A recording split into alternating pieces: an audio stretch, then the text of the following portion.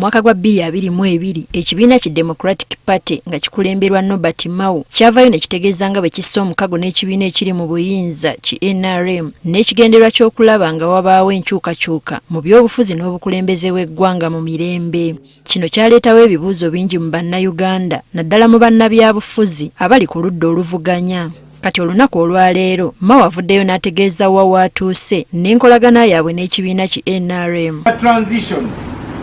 Eyo yo process sigamba nti onyiga bunyize ka switch government n'ekyuka.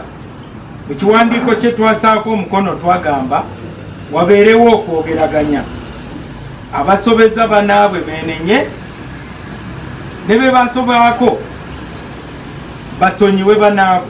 Ono atubuulidde nti newankubadde nga bingi ebyogeddwa bo ng'ekibiina tebavanga ku mulamwa ogw'okulaba ng'eggwanga likulemberwa mu nfuga eyeeyagaza buli muntu. Baagala buli gwe balayiza nga pulezidenti bamanye nti tajja kusukka bisanja bibiri.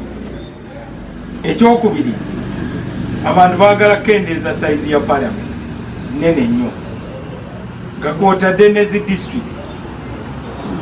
Ekyokusatu, abamu bagamba baagala level ya palamenti ey'okubiri kiyite senate.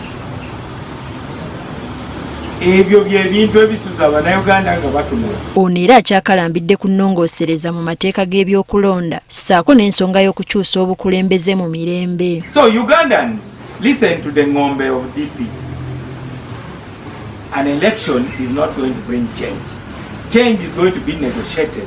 And to negotiate, you need a seat at the table. And to get a seat at the table, you must have an agenda. Mao asekeredde abadduka mu DP nga bagamba ye kye kizibu kyokka gye baddukira be bafuuka ekizibu. Erinnya lya Mao nga teribava ku mimwa nga buli lwe bukya Mao Mao Mao Mao. Kati ne bagenda Mao waatali era kati bakyali mu buzibu.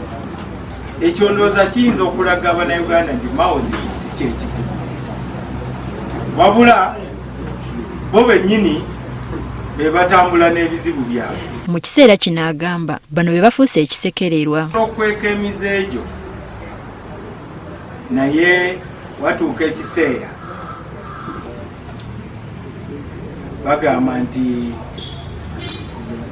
ekanzu ebikente empale ey'ebiraka kati amazina aganyumye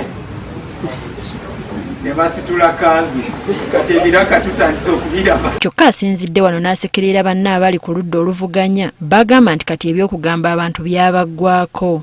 Kati ekyo ekintu kiremye Bannayuganda okutegeera bo bali stuck mwesibye ng'ebyenda by'embisi.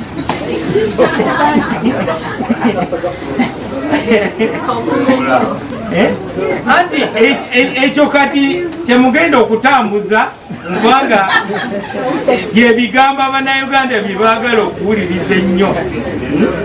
Kati Mao azze kubasumulula. Ono agamba nti bannabyabufuzi abali ku ludda oluvuganya tebalina kye bayinza kukyusa okuggyako okwegatta okulaba nga bateesa n'obukulembeze obuliwo ku nkyukakyuka. Kyusa Uganda weetaaga President Museveni ate weetaaga kwogeraganya naye. Kati gwalowooza nti ojja kikola wekka pozi ng'okikoze bweru wa constitution awo ojja kukaanya naawe. Naye kasita ogamba nti ogenda kukolera mu mateeka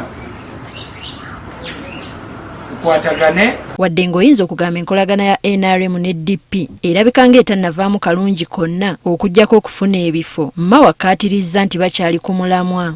Teddy Nakaliga agafeeyo ku Spark TV.